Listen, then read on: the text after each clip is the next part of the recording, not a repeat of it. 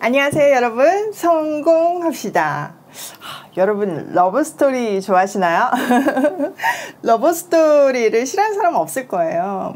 정말 나이를 막론하고 러브스토리는 우리 마음을 설레게 하고 따뜻하게 하죠.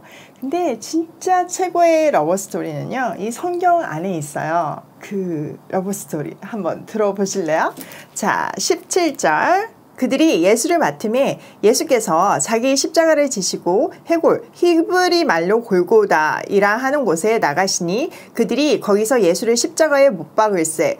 다른 두 사람도 그와 함께 좌우편에 못 박으니 예수는 가운데 있더라. 자, 요한은요 다른 공간 복음에 비해서요 십자가의 길을 아주 간결하게 기록하고 있어요. 이 간결함은 장엄한 분위기를 고조시켜요. 예수님은 십자가를 지시고 골고다로 가셨어요. 이곳은 예루살렘 성 바깥이었고 지형 자체가 해골 모양으로 되어서 해골이라고 불리는 곳이었어요. 히브리 말로는 골고다. 또 우리가 잘 아는 갈보리는요 헬라어예요. 다 같은 말이죠. 자, 보통 십자가는요, 십자가의 세로 막대기는 그 사용장에 세워져 있고요, 가로 막대기는 제수가 지고 가게 되어 있어요. 그러니까 여기서 십자가를 지고 가셨다는 말은 가로 막대기를 지고 가셨다는 말이에요. 예수님은 가운데에 못 박히시고 양쪽에 두 사람의 강도도 달려 있어요. 이 강도는 그냥 돈 훔치는 강도가 아니고요, 바라바 같은 정치범으로 볼 수 있고요. 공간복음에는 이 내용에 대해서 굉장히 많은 부수적인 설명들이 있어요. 구레네 사람 시몬의 이야기도 있고요, 양평 강도 정치범에 대한 이야기도 있고요. 요한만 다 제거하고 심플하게 아주 간결하게 십자가를 강조하면서 표현하고 있어요. 이것은요 예수님께서 사명을 감당하시기 위해서 홀로 죽음으로 향하셨다는 것을 아주 선명하게 드러내고 싶었던 거죠. 자, 19절. 빌라도가 패를 써서 십자가 위에 붙이니 나사렛 예수 유대인의 왕이라 기록되었더라. 예수께서 못 박히신 곳이 성에서 가까운 고로 많은 유대인들이 이 패를 읽었는데 히브리와 로마와 헬라 말로 기록되었더라. 빌라도는요 유대인의 왕 나사렛 사람 예수라는 제수 팻말을 붙였어요. 그러니까 무슨 죄를 지었는지 죄패가 붙은 거죠. 또 이거는요 히브리 말, 로마 말, 헬라 말로 적혀 있었어요. 그리고 많은 사람들이 그걸 읽었어요. 이 장면도 굉장한 역사를 담고 있어요. 당시 최대 강국이 로마였잖아요. 근데 그 로마의 황제의 건의를 위임받은 총독이 명령해서 유대인의 왕이라는 제패를 붙였잖아요. 그러니까 예수는 하나님이라는 사실이 완전히 공표되는 거죠. 또 이것은 여러 나라 언어로 쓰였잖아요. 이 말은 전 세계로 퍼질 수밖에 없었어요. 지금 시기가 6월절이었고 전 세계에 있던 유대인들이 몰려들었잖아요. 지금 이것을 보고 얘기 안 할 사람이 있나요? 다 자기 집으로 돌아가서 이 얘기를 할 거잖아요. 뭐 자기 집뿐만 아니라 동네에 다 얘기할 거잖아요. 그러니까 이 십자가의 사건이 만방으로 퍼져나갈 것을 보여주는 장면이에요. 자, 21절. 유대인의 대제사장들이 빌라도에게 이르되 유대인의 왕이라 쓰지 말고 자칭 유대인의 왕이라 쓰라 하니 빌라도가 대답하되 내가 쓸 것을 썼다 하니라. 자, 대제사장들이요 유대인의 왕 이렇게 쓰지 말고 자칭 유대인의 왕이라고 쓰자고 해요. 그런데 빌라도가 그 뜻을 굽히지 않아요. 비록 현실에 타협해서 죄가 없는 예수인 줄 알지만 넘겼잖아요. 죽이게 되잖아요. 그런데 아무리 그가 현실에 타협을 해도 부인할 수 없는 게 있었는데 그게 예수님의 권위였어요. 그 직감되는 권위를 표현할 수밖에 없었던 거죠. 아주 조금이라도요. 또 이 사실은요 유대인들이 아무리 부인을 해도 이방인들은 그 예수의 왕권을 인정하게 될 것이라는 것을 암시하고 있어요. 자, 23절. 군인들이 예수를 십자가에 못 박고 그의 옷을 취하여 네 기세에 나눠 각각 한 기씩 얻고 속옷도 취하니 이 속옷은 호지 아니하고 위에서부터 통으로 짠 것이라. 군인들이 서로 말하되 이것을 찢지 말고 누가 얻나 제비 뽑자 하니 이는 성경에 그들이 내 옷을 나누고 내 옷을 제비 뽑나이다 한 것을 응하게 하려 함이러라. 군인들은 이런 일을 하고. 자, 로마 군인들은요, 예수님의 옷을 벗기고 나눠 가졌어요. 당시 십자가는 굉장히 큰 형벌이었고, 사실 이거는 수치심을 고조시키는 형벌이었어요. 그래서 제수를 완전히 발가 벗겨가지고 십자가에 못 박는 거죠. 여러분, 십자가에 못 박는다고 사람이 금방 죽는 건 아니잖아요. 그러니까 고통의 시간을, 죽기까지 고통의 시간을 주면서 또 그것을 이렇게 높이 매달아가지고 지나가는 사람들이 다 보게 하는 건가요? 얼마나 수치스러워요. 길게는 며칠까지 산 사람도 있대요. 또 로마의 간습에는 군인들이 그 죄수의 옷을 나눠 가지는 특권이 있었어요. 그래서 이 나눠 갖는 장면이 있는 거죠. 겉옷은 나눠 가지고 속옷은 통으로 짠 거기 때문에 찢지 말고 제비 뽑아 가자고 말했어요. 그들은 그냥 우연히 얘기한 거지만 이 장면은요, 시편에 이미 예언되어 있어요. 군인들은 자신도 모르게 정확하게 예언을 성취하는 행동을 한 거예요. 또 통으로 짠 속옷은요, 제사장의 의복을 떠올려요. 참 대제사장으로 오신 예수님, 또 죄패가 왕이잖아요. 왕으로 오신 예수님을 이 십자가에서 다 보여주고 있어요. 참 신비해요. 한마디 한마디 볼 때마다 너무 감격스러워요. 세상이 아무리 난리 쳐도요, 하나님의 계획대로 역사는 도도히 흘러간다는 사실을 다시 한번 확인할 수 있어요. 우리도 마찬가지죠. 우리를 향하신, 우리에게 소망을 주신 하나님께서 그것을 반드시 성취해 가실 거예요.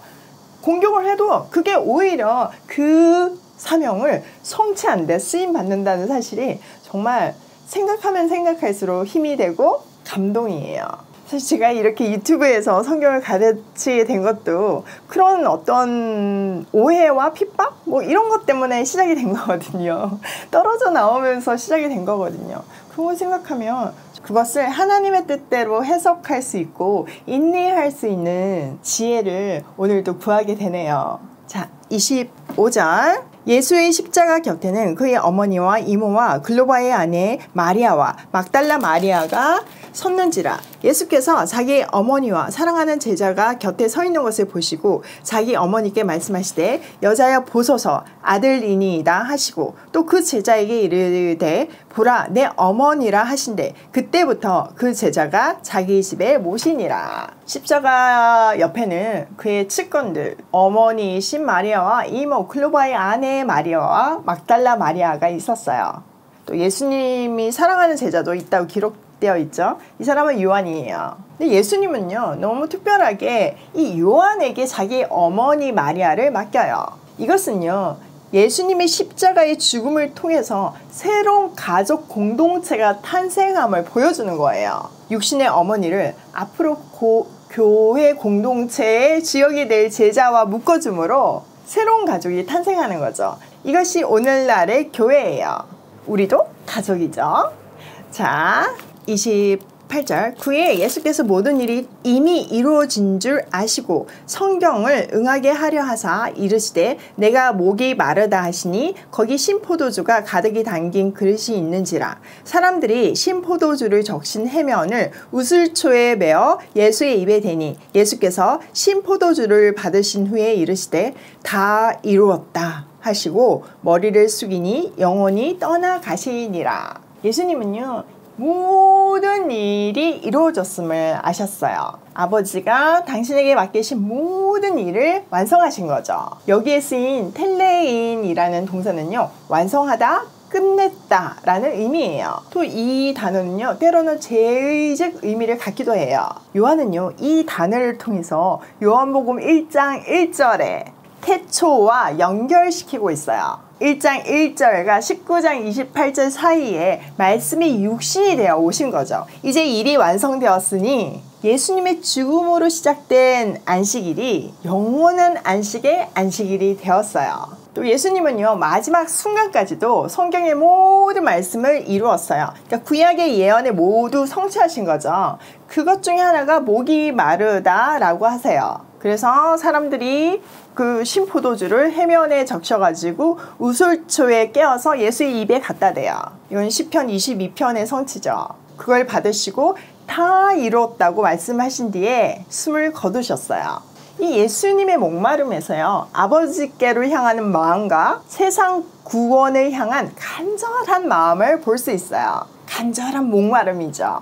사실 예수님은요, 초막절에 목마른 자는 다 내게로 오라고 하셨는데 지금은 갈증을 부르짖고 있잖아요. 이것을 통해서 영원히 마르지 않는 생수를 주시기 위해서는 반드시 죽으셔야 함을 말해주고 있어요. 자, 예수님이 입을 적시기 위해서 해면에 우슬초, 갈대 같은 거죠. 여기 해면을 끼워서 입으로 주잖아요. 이것도 우연한 등장이 아니죠. 출애굽기 22장에 보면요, 문지의 방에 유월절 양의 피를 뿌릴 때 이 우슬초가 사용되었어요. 옛 언약이 예수님의 십자가의 죽음으로 인해 새 언약으로 갱신되었음을 보여주는 거죠. 그리고 마지막 말씀, 다 이루었다를 남기고 숨을 거두세요.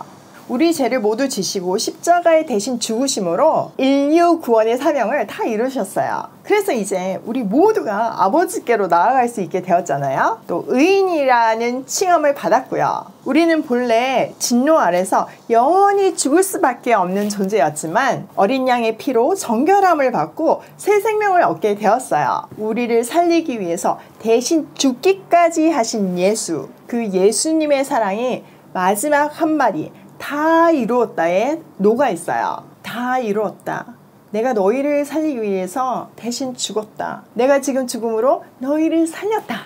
이 말씀이 여러분의 귀에 떠나지 않기를 소원해요. 성경은요, 하나님의 사랑 이야기예요. 그냥 그런 사랑 이야기가 아니고요, 목숨을 내주는 뜨거운 사랑 이야기예요. 그 사랑으로 새로운 피조물이 된 우리는요, 이제 어린 양의 신부가 되기 위해 거룩으로 나아가야 해요.